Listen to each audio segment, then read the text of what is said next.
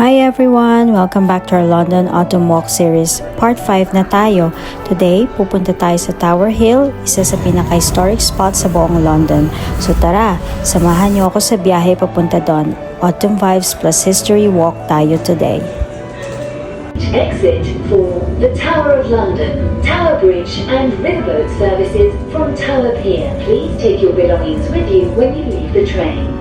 All change. Mind the gap between the train and the platform. Ito yung stop for Tower of London and Tower Bridge. Ang ganda ng weather today. Crisp, malamig, perfect for a cozy walk. Sana ganyan lagi sa London, no? Pero minsan lang, kaya sulitin na natin. Our first stop is the Tower of London shop. Kung di kayo papasok sa tower, pwede pa rin naman kayong bumili ng souvenirs dito. May mga royal mugs, keychains, books, fridge magnets, at kung ano-ano pa.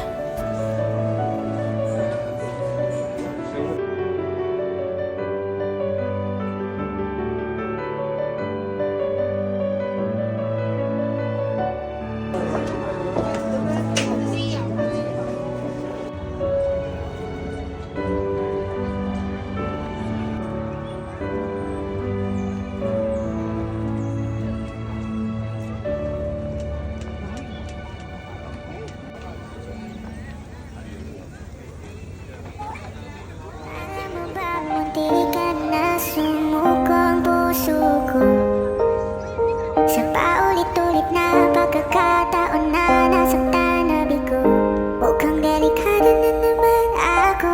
Bakit ba kinikilig na naman ako? Pero ngayon ay parang kakaiba. Pag nakatingin sa iyong mata, ang mundo ay kalma. Ngayong nandyan ka na, di magmamadali. Ikaw lang ang katabi hanggang sa ang buhok ay pumuti. Di na maghahanap ng kung anong sagot sa mga tanong, dahil ikaw ang katiyakan ko. Hindi na ako bibitaw, ngayon ikaw na kasaya. Ang ganda din maglakad-lakad dito, especially autumn season. Warm tones everywhere, tapos malamig ang hangin. Nakaka-relax kahit nasa city.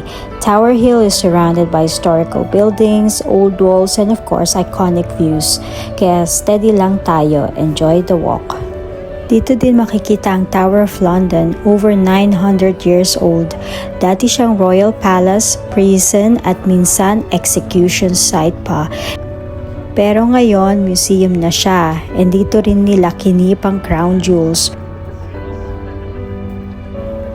Entrance to the Tower of London is £35.80 for adults, £17.90 for kids, and below 5 is free. Better to book ahead is a sure entry, and minsan may combo or discount deals online. Now for the Tower Bridge, ito yung laging napagkakamalan na London Bridge, pero Tower Bridge to, yung iconic na postcard bridge. Finished in the 1890s, and yes, nagbubukas pa rin yan para sa malalaking ships.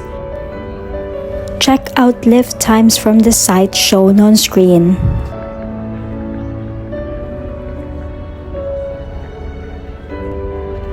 You can also pay to enter the glass walkway inside Tower Bridge. This will give you a view of the River Thames from above. The Tower Bridge glass walkway costs around £11 para sa adults and £5.50 for children. Check out the school autumn skyline. And there's the Shard in the distance. Ang Shard ang the tallest building in the UK at 310 meters with a viewing deck offering panoramic views of London. Check out my view of the Shard video. Now just look around, people just strolling, sitting by the river, enjoying the crisp autumn air. Some are snapping photos, others chilling out. Ang ganda ng mix ng energy and calmness dito. Perfect spot to unwind and soak in London's autumn vibes.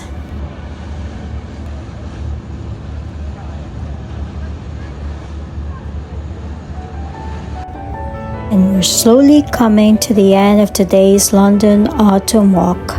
Ang ganda talaga ng autumn vibes sa London. Tapos, relaxing ang energy ng Tower Hill at Tower Bridge area.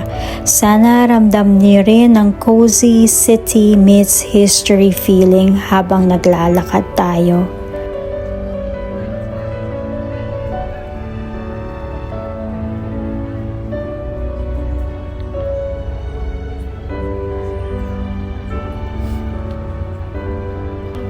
Thank you if you're still joining me here sa part 5 ng London Autumn Walk. I hope nag-enjoy kayo sa stroll at yung cozy autumn vibes dito sa Tower Hill at Tower Bridge area.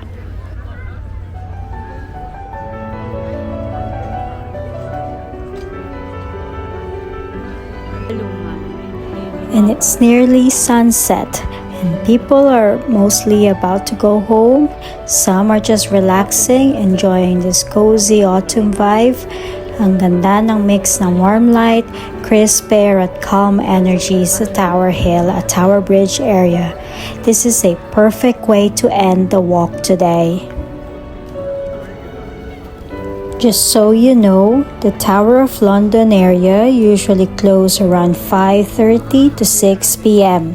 Depende sa season.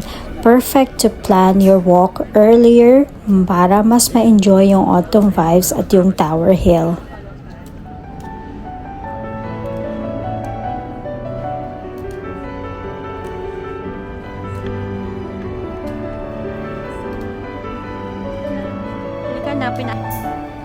And that's it for part 5 ng ating London Autumn Walk from Tower Hill to Tower Bridge.